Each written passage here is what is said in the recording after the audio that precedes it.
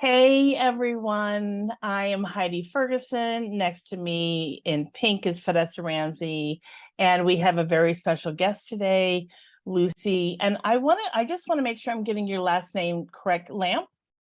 Lampy, as Yes. our special guest. And this is Fierce Honest Hearts.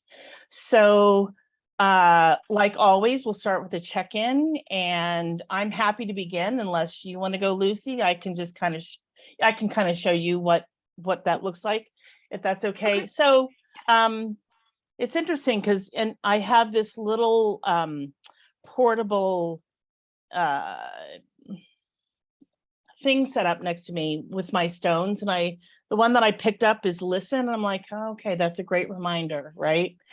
Um, and so what I want to say about that, the word listen, is that I have been very intentional about going inward more this week because I've had a hard time just emotionally. It's been challenging. And so to regulate myself and to listen, really pay attention and to listen to what my needs are. And a friend of mine reached out last evening, and we had a lovely time together on Zoom. And yeah, and so it's just and I had an opportunity to listen to her, and she had an opportunity to listen to me as we both shared. And that was very healing and restorative. And I was like, gosh, I want to do this more. And so I'm just grateful to have women in my life. And I'm assuming that I don't want to assume, but I'm going to assume that you both feel the same way. Like, our girlfriends are important to us. They really are. Men are great too, but it's the female-female relationship is very different when it comes to friends. So, yeah, I think that's where I'm gonna stop. And Lucy, if you want to check in and share with us whatever you want to share, how deep you want to go is okay. We're just happy to have you Yeah. here. Okay. Well, thank you. Gosh, it's like, how do I pick one thing? Because we have a lot to talk about. I guess really where I'm at right now is here's one thing. I'm also a singer and a performer, and have been my whole life. So it's always been about helping people, inspiring, learning, growing, being on this journey, and then also I love to entertain. And so I just recorded a new EP last Friday. And so I'm still like processing. It's like I've written a few books, and like every time that I create something like this, it's like birthing a project out into the world. Not quite like birthing a human because I've done that also multiple times. It's not quite the same, but it's that feeling of like, oh my gosh, this thing is so vulnerable and I don't know what's going to happen, and is it, what are people going to think about this? Are they going to like it too? Are they going to resonate with it? Is it going to land with people? And before COVID, I was performing a lot while coaching just private clients. I wasn't doing all of this stuff publicly that I'm doing now. It was more under wraps. um, and so for me to be doing both of these things at the same time is new for me. The feeling behind it being kind of like you're like frolicking little things playing around you instead of like five things on burners that are all about to burn if you like divert your attention from one. So it's just this I'm learning to operate with more ease. um, and I think it's still a little bit scary because there's so much familiarity in the chaos of um, all of that. So I don't know what's going to happen in the future with that, but just working through all these things with my ego is freaking out, and it's still freaking out. It's been freaking out, and I'm just watching it and being patient with it. I'm like, it's okay. It's gonna be good. We're gonna be okay. Whew, holy shift. I just really want to see you in uh, birthing something that matters to you.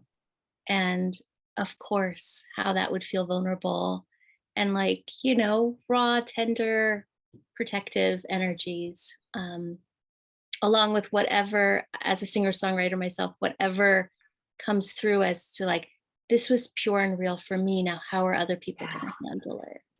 Yeah, that feels big, feels seismic.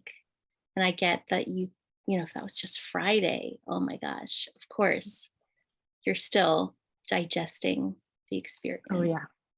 Thank you for that. Thank you for letting us in. I feel trusted just getting to hear one thing already. So I'm super psyched. Yeah. And I think I will hold the theme that you shared, which is like learning to live with more ease. Last week, as Heidi knows, I just felt pulverized by so many things going on in my world that feel hard. And, I sat down, I had my pity party because that does help for a hot minute. Reached out to friends. And then I sat down and journaled and was like, this seems too hard to hold. Who do I need to become to be able to hold all this? With love, with steadiness, with grace, even with compassion, where I have judgment. And then the two questions that came right after that, which was so beautiful to me, was like, who are my allies? And I literally wrote down everyone in my world who legitimately can show up for me, which anchored me to like, okay, I'm not alone, because the mind says you're alone, this is hard. And then I wrote down, what are my resources? Whether it's the piano, whether it's baths, whether it's incense, like I'm like gathering my arsenal because I think the next few months are going to be very difficult. And I'm gearing up in like the most kind, considerate, loving way I can to have my own back. But as you were naming, like being so familiar with chaos, but then also being so drawn to ease. And I want to be a simple creature. Like I really do. I feel like I thrive and I bloom and I blossom when life is simple and sweet. And I trust this is growing me, even though, like, damn it, I don't want to right now. So that's where I'm at, just holding a lot of tenderness and not, I don't know how to put it, like I'm not armoring up, but I'm getting some emotional scaffolding under me. And that's new for me to do it so tenderly these days. Yeah, that's my chicken. Thank you both. Wow, that was just what my heart needed to hear. And I think the thing that I want to really, point out is through all of this, like there's a lot of self-trust that we have to have in order to birth new things and have our backs and armor up for the things that we know we're going to be facing in the next week, days, months, whatever it is. And I did a meditation last week, which had a lot to do with self-trust and coming back to myself, because that's my work, is coming back home, always coming back to myself. And so, and in that vein, Luci, I would love if you, so again, share what you want to share. And I'm really excited to hear about trusting yourself in this work that you do, because I have seen you on IG IG a lot, and I'm like, wow, what does it take to have the courage? This is just my perspective, to have the courage to be really out there and to be showing myself in this way, and to have other people, viewing this and seeing me. And so not only like, yeah, so I'm just curious, what is it, how is it, and maybe where did you find the courage? Is this something that you've been working on for your life, or I'm really curious. I think it is a lifelong project, really, Heidi, because it's not, I've always enjoyed, I remember being a child and just being surrounded by this sense of magic. Like there's just like nothing that could go wrong. And even when things did, what really kind of tripped me up was, and everything I believe happened the way that it was supposed to happen.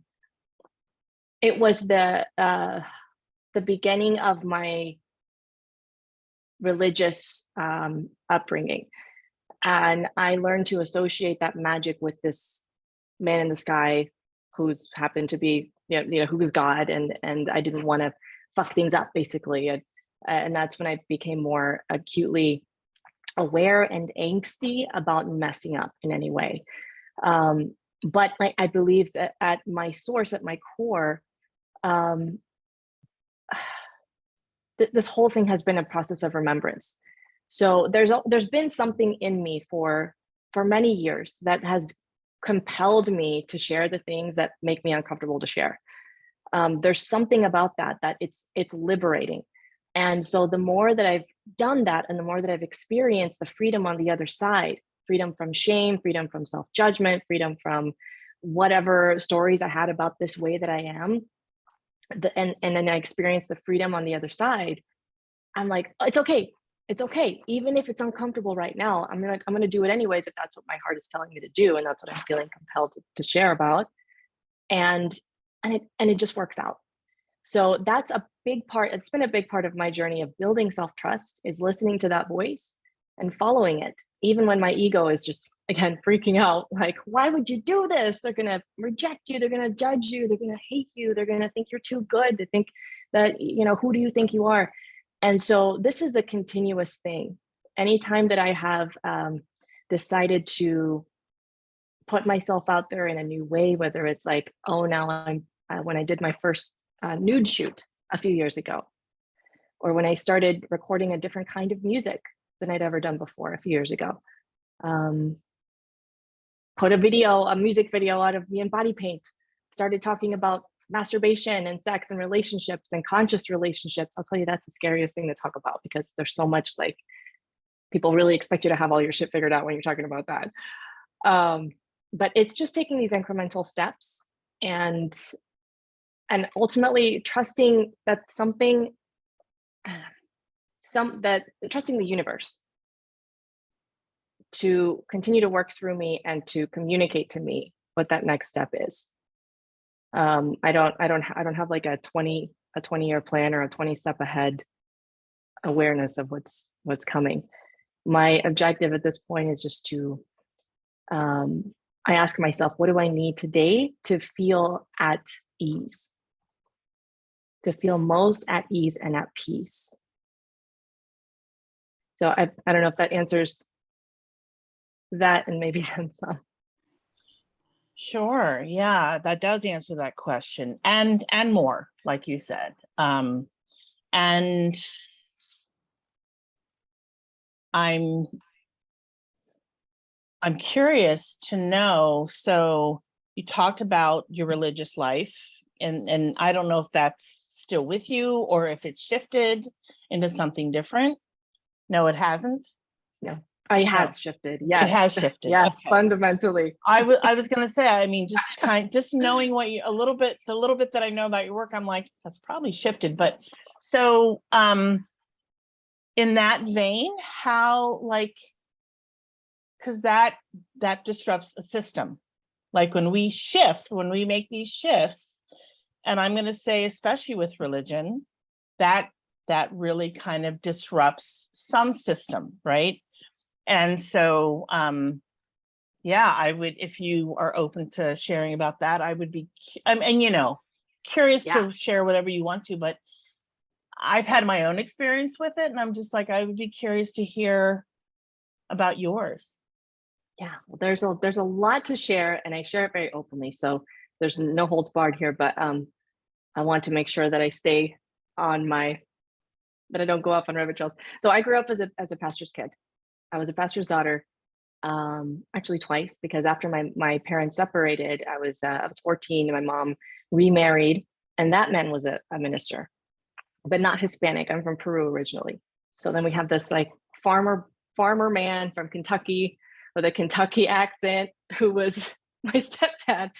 And yeah, there was a lot to unpack just around that whole, it was the year of my 8th grade. 8th grade year that a lot of traumatic things happened, involving an attempted abduction, and then my father not being willing to protect me and stand up for me. And then the separation, watching my father try to commit suicide. A lot of things happened in that short amount of time. And then all of a sudden I have this new dad. And so my safety net was Christianity. Like, well, God's still there. God's taking care of me. God has a plan, but I still had this view that God is like out to get me. And I carried that for a long time. In fact, my husband and I, we've been married for almost 16 years now. We met at a Christian college, like a full gospel, speaking in tongues, laying in the spirit college. And that was the context that we made our connection. So for us to both go through our religious deconstructions, I started mine first, just kind of, it's just how it was. In the midst of him, when he was going through he went through about 2.5 years of disability and depression. And during that time, we noticed like everything, all the connections that we thought we had in the church fell away. Nobody really knew what to do with that kind of pain. Nobody knew how to, it was just like, oh, it's going to be okay. Just trust in God. But there was no, we hadn't even begun to work through our trauma. Things like shadow work, inner child healing, the things that we've known now that have helped to heal. So it was because of that happening in his body, and then my body rejecting that experience and crying for help by developing an autoimmune disorder for about 1.5 years. Through all of that, we started to question a lot. And then over the next several years, just began to, again, listen to that voice and begin to separate the voice of people that had been inceptioned as this is the voice of God, separating that from what is my heart really saying, and untangling from that this belief that the heart is deceitful. There's so much in there to unpack, more than I can do and like answer right here. But yeah, so as I got into some different kind of practices and rituals and things that we thought were like too new agey, or like, this is some woo-woo stuff, we don't know about this. You name it, I've probably tried it. But coming back to a place of really groundedness and feeling comfortable in my own skin. And then my husband, Brian, going through this incredible spiritual journey of his own, to where now we're at this place where we're more, not only, I know you see like the physical, the sexual and mental connection, emotional connection that I talk about in my social media, but also the most spiritually and energetically connected that we've ever been. And so that's something that if we ever wanted to revisit that conversation and just talk about that, I'm happy to go much deeper into that. But yeah, it is a wild ride. There was nothing quite as scary for me as the spiritual wilderness. And that's where I discovered my sexual liberation. That's where I reclaimed like my own power, my essence, and rediscovered my magic and remembered who I really am. So yeah, and nothing against religion. I think there's a lot more to, again, that we could revisit if you ever wanted to, that purposes that it serves to. And I have some dear friends who are still very much evangelical Christians, but they just kind of go about things a different way. They don't think in the same way that the people that I grew up with do. So yeah, I know that's a lot. It's rich. It's beautiful. Yeah, I appreciate you bringing in like really, for me, it's like I'm picturing like really fertile soil that's just like dark earth. So definitely rich. And as a shadow worker myself, I'm super excited when I hear you talking about shadow work and inner child work and the ways in which you both walked through your spiritual wilderness, somewhat together, separate together. And I'm just reflecting on like when people give those sort of consolations of God will provide, it sounds like what you two did was lean on personal responsibility. Like, how do I, alongside my faith walk, right? What do I need to do? Because there's something that feels a little bit surrendered and God will provide, without, like, how do you roll up your sleeves and dig into that dirt as well? Well, I think it's not actually real surrender. This is what I've discovered along the way. It's more of a it's a passive resistance, but somehow it's passive and also a resistance to taking responsibility. And so the first, I want to say 3-4 years of this journey, we were all about taking radical responsibility and take control of your life. I'm the master of my fate, the captain of my soul. I think that's how it goes. And my husband has it tattooed on his arm. That's how much he was like, yeah, I'm in control. But then we realized that that's an illusion. But then that also doesn't mean that you don't take any action. Because if you're really aligned, if you're really being who you are, you're going to do those things. You're going to do it, but it's not about the doing, it's the being. And so this is really something that's coming up for me this year, like just this year, is to be able to relax into this surrendered state, like to just live in that place. And ironically, I've been doing the most that I've ever done. So I'm like, this makes no sense. This is not logical at all. But it just overflows. Like I can't help it. And so when I'm so open and so surrendered to it, like the ideas come, the clarity comes, the breakthroughs happen, like the real definition of miracles can happen in an instant. Shifts that we've been waiting for years with one of our teenage daughters, and overnight, literally overnight. So this is not something that you can even like talk about in a post, like expect miracles, people, because we have it so messed up in our belief systems about what that means. And it's so entangled in this religious like blab. So that's what I'm really in the process of right now, as far as like my journey with the universe is concerned, is letting go. And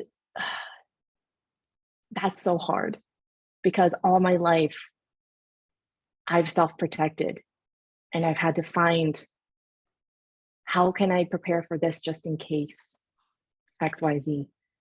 I need to be prepared or I'm irresponsible. And so it is just blowing my mind every single day, the things that are happening, the things that are just like flowing, because I'm allowing myself to let go. And so, yeah, it's just hard to talk about. It's hard to put into words. You just have to, I guess, experience it and witness other people experiencing it. And that same thing applies to relationships and our bodies, our connection with our bodies, our healing journeys, and in general, of when I can come to a place of acceptance that I'm still hurting about this thing, or I still struggle with this thing, then I can soften how I feel about it and still want what I want. I'm not giving up on that, but I don't need that to happen. And then it comes. And so I just feel like these things are clicking, that I've been listening to Abraham Hicks and stuff like that for like 7 years. And I'm like, this is bullshit. It's not working for me. I'm like, it will come. And yeah, I don't know. Some big things are clicking, and I just don't know exactly how to verbalize them yet. And that's what I'm struggling with the most these days. Because I'm like, how do I share this with people? Well, can I share something? Because I think just as someone experiencing you right now, you're quite a download and transmission just of it from what you're sharing. So it's almost like to have to articulate it or have to have it in a perfect, neatly tied, bow and box. I think you're transmitting it in a way that can be felt and bypass the brain and get in the heart. So I don't know that I'd worry about that too much. Yes. The felt sense is there. And I know Heidi, if I can pivot, had a, was like, oh, is her husband going to be here? And I was like, no, I think I just invited her. So I'm curious, because maybe we'll follow up with you, but I'm curious, when you talked earlier about your own intrapersonal self-trust, vulnerability, meeting yourself, being with yourself, how those Yeah. skills are translating to your partnership and to your parenting, and Heidi too, if you have questions. But I trust there's riches there too, and how that transcends over to those other relationships. Yeah. So much of this is tied into these other experiences, these like spiritual aha moments that are happening, these remembrances of love, basically. Like the more that I can forgive myself, the more that I can release myself from these demands and expectations and judgments and stories and things that I have carried with me, then I can have this lightness with Ryan. Because my stuff is not in the way. We're experiencing everything through projections, right? Like through filters. We have our own filter. It's like if I'm walking around with an Instagram filter and everybody's like, I know, you know that one that's like, or maybe it's on TikTok. I'm like, why is everybody mad at me? I'm just like in a pissy mood. And there's nothing like witnessing one of my teenagers in particular who would just walk around thinking that everybody hated her. They're like, nobody's mad at you, babe. She's just being hard on herself. And so just recognizing that these 4 children and my husband are mirrors, constant mirrors, constantly mirroring back to me what I am showing up with, and also what's going on internally. And it's kind of like they say, you know, you expect the best from someone, and that's what they will give you. And I know that that's also one of those things that you can't really explain, but it's just an energetic thing. If I believe that Ryan's an asshole, and I show up and treat him and speak to him as if he were an asshole without really realizing that that's what I'm doing, and he senses that resistance, and he shows me that he's an asshole. You know, we have done this, we played this game for so many years, almost 16 years. This December, 16 years, we'll be married. And so those first 10 years, I don't know how we made it. I really don't. I don't know how we made it. There's something in us that was like, just keep going, just keep going. But recognizing that I can only meet him really as deeply as I've met myself. Because then I have the consciousness and the awareness to really see him more clearly for who he is. And I mean, there's just no substitute for that. There's no particular communication skill or right sentences to say to your partner to make them feel nicer around you, which has been really interesting for me to witness with the couples I've been coaching the past couple of years, to see their evolution. And just when these breaks and these shifts in consciousness happen, they just get it. And everything changes.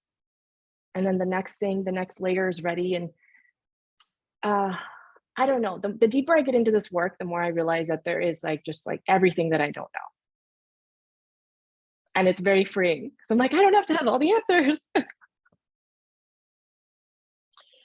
Yeah, that's really true. You don't have to, not only do you not have to not have all the answers, you don't have all the answers, and none of us, right? And that's the most humbling thing I want to say for, you know, someone who's a psychic and medium and the people that I work with. And I'm like, yeah, and it's okay. It's and for me, that like that okayness comes, it's a process to get okay with. I'm like, okay, Heidi, you're not perfect. You're not gonna, it's not gonna, you know, you may not be, they, and what I'm working on to get across may not be received in the way that I want it received. And the reason I'm mentioning this, Lucy, is because a few moments ago, when you were talking about your spiritual path and the evolution of it, etc., and you were like, I don't know how to articulate this. And for those who speak this language, like, I get it, right? I get it. And I would also say that there's a very deep emotional and energetic component to it that for those of us who have done really deep work and looked at ourselves in ways that we can't even imagine looking at someone else, but looking at ourselves, because we know that when we look at the mirror, like, this is where it is. And if I don't look at myself, if you don't look at yourself, if Vanessa doesn't look at herself, as we are, as the humans, flawed and imperfect and perfect, what else is there? What else is there? And so for me, I want you to keep showing up exactly as you are, because as far as I'm concerned, you're perfect. You are perfect as you are, Luci. That's what Ryan tells me. He's like, there's nothing that you have done wrong. It's perfect. It's all perfect. I'm like, the first time he told me that, I was like, I don't believe it. I don't believe it. I've done this and this and this. And so this is part of the evolution too, just that conscious, this union element of it has been so wild, because that's what gets reflected to me. And I'm like, what? And to consciously choose to trust that this person can see things that I'm not seeing in myself also, and vice versa, and have that trust and intimacy to be open to receive it and to listen to it. And so, yeah, I mean, I've had so many of these conversations with the universe, and like throughout the day, just always, I'm like, there was an experience that was particularly powerful. I want to say, it was in the beginning of August. We all got COVID, and it was actually a deeply spiritual experience. Like, it was like a dark night of the soul, and it was perfect. And I was questioning everything. I'm like, do you want me to pivot? Do you want me to do something else? Like, do I need to be sharing a different message? Is it time to move on to something else? And I just kept feeling the stillness of like, no, just keep going. Just keep going. Where my ego just wanted to say, well, but this isn't working exactly the way that I want it to right now. So let's just do something, like, let's like spice it up and do something different for a little bit, which is, as someone who has had, at least a couple careers on, focus on one and then kind of do this one in the back and focus on this one, I've given myself that option to like shift. And so that's when I knew, like, that's not the time to be making music, because that would be an escape for me. And so I put it aside, and the ideas weren't coming. And I decided I'm going to just let that be. And when it bees, it bees. And now it bees. So I'm like, okay, what the fuck? So just trusting, there is such deep trust for me required to create everything that you see, that you see me put out there.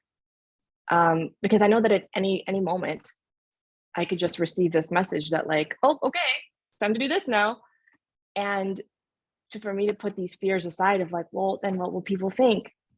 Oh, she's not doing this. Oh, she must not be, whatever the ideas would be. And so again, that's why it just keeps coming back to living in a surrendered space, because I just don't want to use up my capacity to hold those anxieties and fears. Like, there's so much more that I want to do with my energy and my time. And there's such a different way that I prefer to feel. This is such a beautiful, I just have to share, like, embodiment of, I think, where women are hopefully headed next in their revolution. I feel like I grew up with women who were very unrelaxed and productive and taking care of everyone. And I call it the burnt toast moms, eating all the burnt toast. Yeah. Just there's more toast. What the fuck? And this embodiment of, we're no longer in survival. We can take our time. And when you say surrender, I still hear the word intuition, right? This this beautiful, primal, instinctual, intuitive place that knows when it's a yes or a no, or when it's time to shift or not, or when it's time for music versus coaching, right? Like all these beautiful places. And I just get really curious how many women in our world have learned how to access this, particularly with things happening, with my Persian sisters in Iran. And this question I keep kind of coming back to of like, how do we nurture the fierce feminine that is like really trying to rise up, whether that's through pleasure, right? Because I love that idea, whether that's through sexuality, sensuality, shadow work, like it just feels super exciting to me. And I don't think we're all here on this planet by coincidence right now to herald like all the modalities that can bring someone to their truth, right? That's why I love relationship coaching, because it's like, it's not about you becoming anything. It's about you remembering. I love your term, remembrance of love. And that's my question to both of you right now, because I'm certainly chewing on it, is because I feel the feminine, and I don't mean this as men, I mean as women only, but like this energy that's galvanizing around the planet. How do you feel we can best serve union, right? You've done it in the micro of your life. I think it can lend to the education of the macro. Yeah, curious. Let me see where Heidi's at. Oh, Yeah, I'm happy to share first. So I would say that my first step is always to come back to myself, because I've spoken about this, I speak about this all the time. And to come back to myself and to check in with myself where I am, like, where am I with myself? And if I feel like I'm pretty regulated and I'm good to go, then I can move, the tentacles can move outward.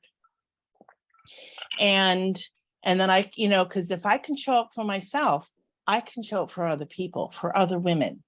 And then, we talked about trust and truth, and to speak my truth, for me, that's like oxygen. I don't know how to not speak my truth. That to me is such a detriment when women do that, or they pretend to be someone, like their pretense is used or whatever. And I'm like, I don't know what that means. I don't know who that is. Like, even though I might recognize the person, I'm like, what are they doing? Like, what is that? What does that mean? And yeah, so I'm mindful of time, and I just, that's where I would say I would, first to show up for myself so that I'm aware of my truth, and then to share that in whatever capacity that is. And then I would also say, lastly, to lift each other up always is such a huge priority. And there's so much power in that, and empowerment. 100%. Thanks for that great question. Yeah, there's something that comes to mind right away is those first several years of our, we'll call it the awakening process.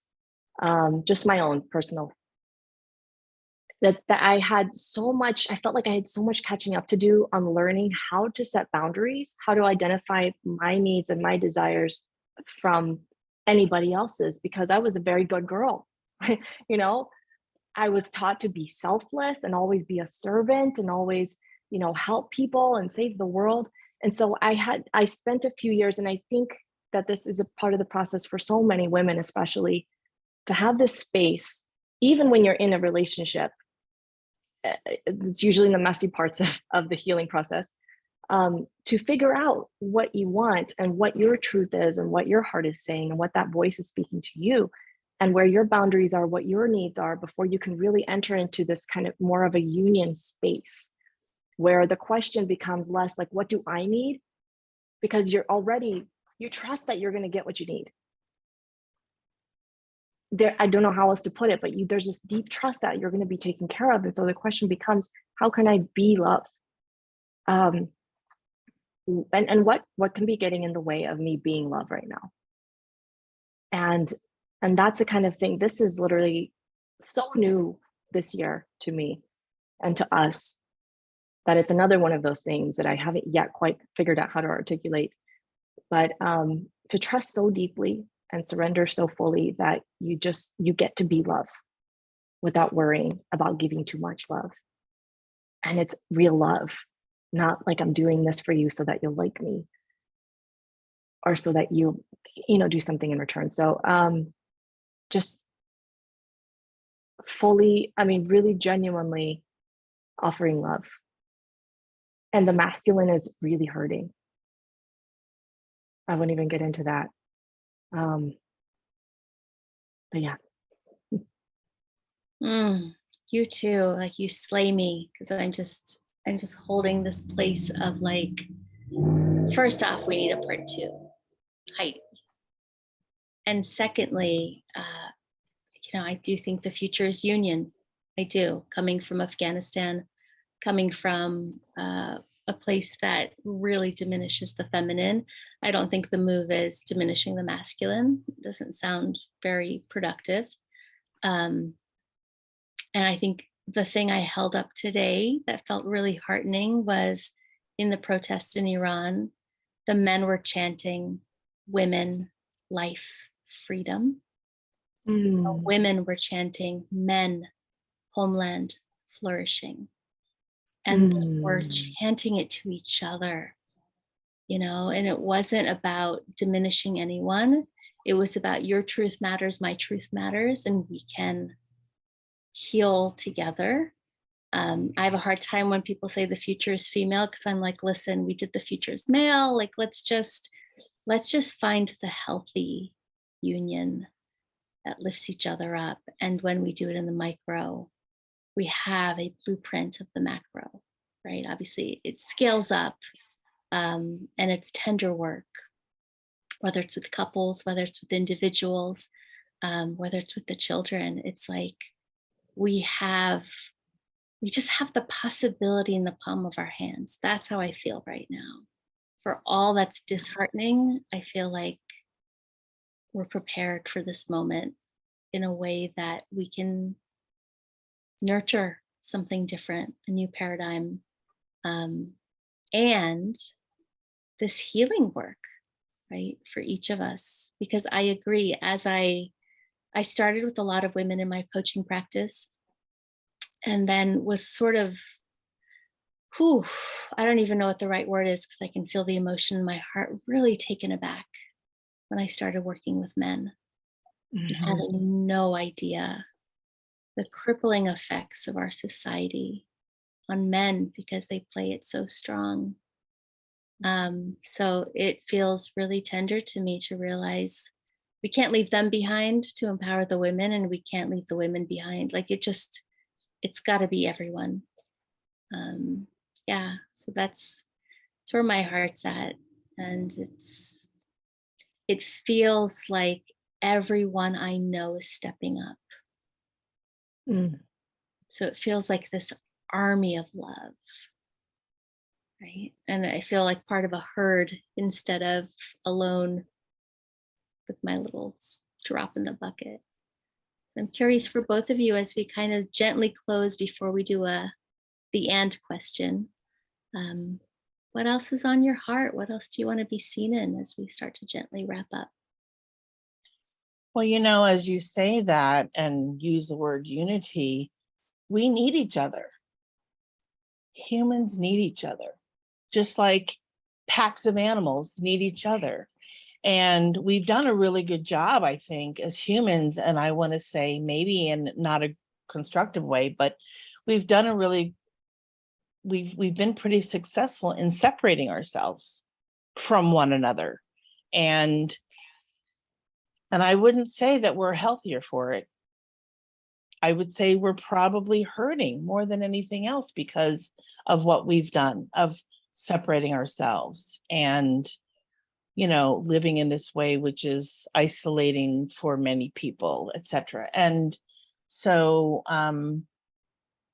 yeah, I I want to encourage those that have the capacity and have the willingness and can do it to bring people together, to be unified,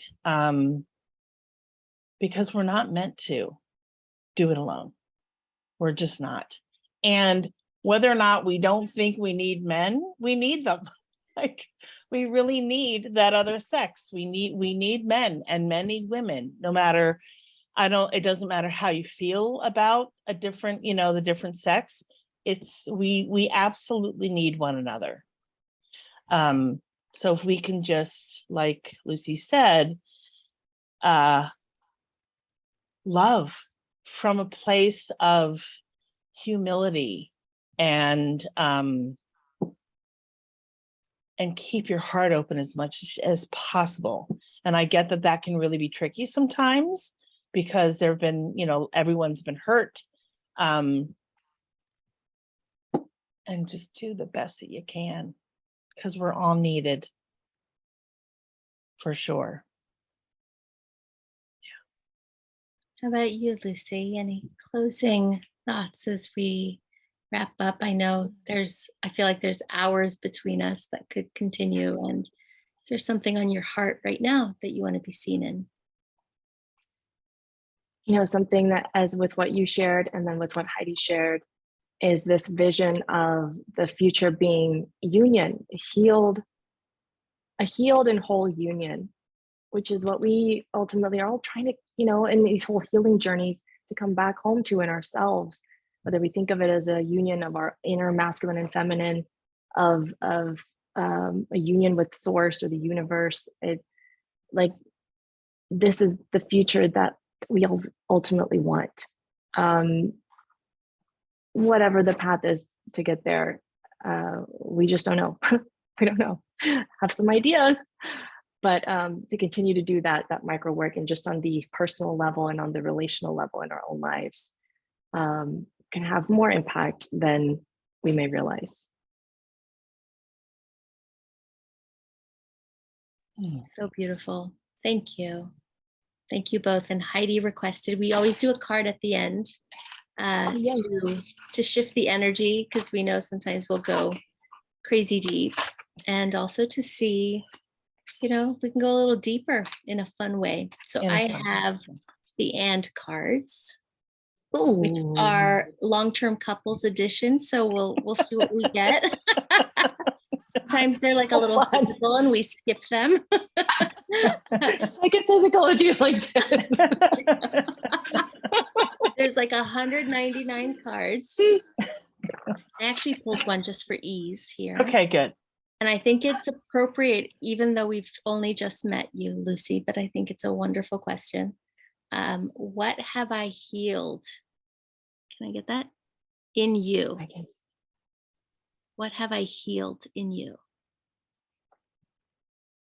So this is a question, what has who healed in who? I think it might be Heidi and I answering to Lucy. Would that feel appropriate? That's fine. Okay. Yeah. Yeah. Do you have an answer? Do you want me to go first? Yeah, I'll go first. So, wow. What have you healed in me? You have healed, first of all, my heart has been touched in a very deep way. And I'm so glad that we had the conversation that we had this evening, because it was completely not expected, right? Considering what I know of you from IG. And so, and all in a good, really in a very good place. And I would say what you've healed in me is my thinking that my struggle in my own spiritual journey, that I'm still okay. Like where I am and where I've landed and where my journey continues to grow, as opposed to where it was. And I feel that religion and spirituality are two different things anyway. So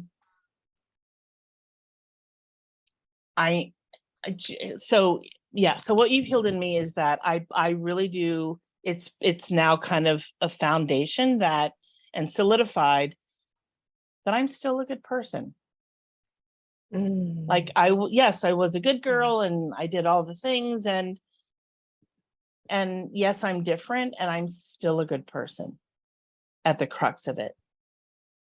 And to have that validated, even though you weren't aware that that's what you were validating for me, I feel like, oh yeah, I'm still a good person, and that feels really good. Thank you.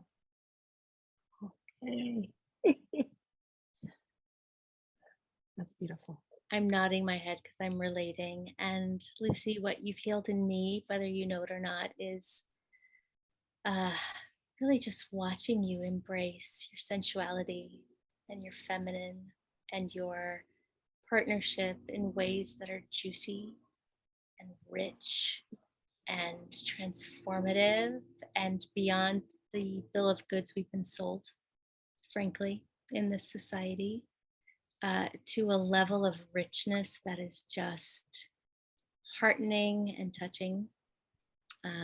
I've certainly started to dance and do things that I don't think I would have normally done as the good girl. And then just differentiating, you know, as an Afghan kid growing up in the US, wanting to honor my culture, but also being like, I feel different.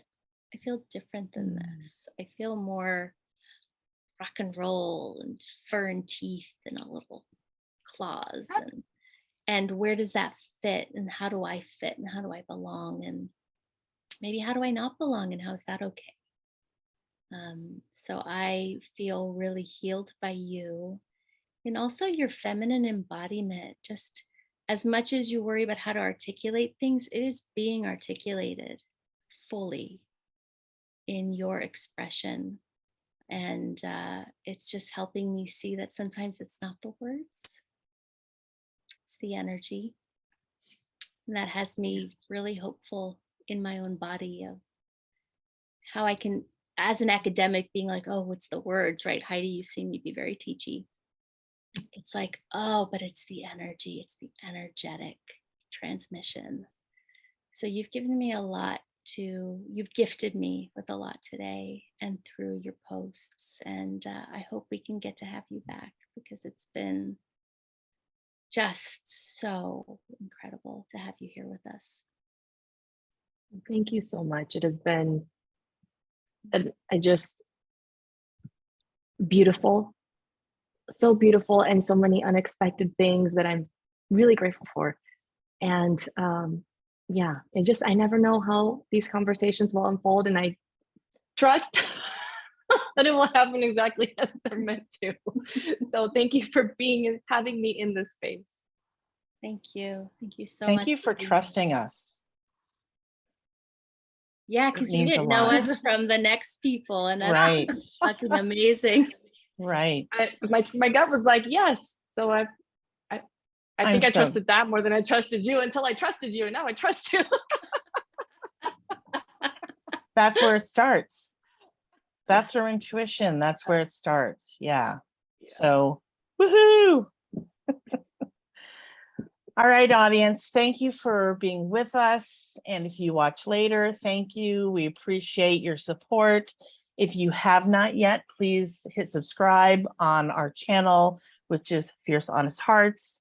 Thank you, Fedesta. Thank you, Luci. We are definitely going to have Luci on again, because I feel like this is just like this much of chapter 1, or maybe the like the index or something, or oh my God, there's so much more. So we're excited, and we're honored, and we appreciate everyone who does watch and comments, and somebody's home.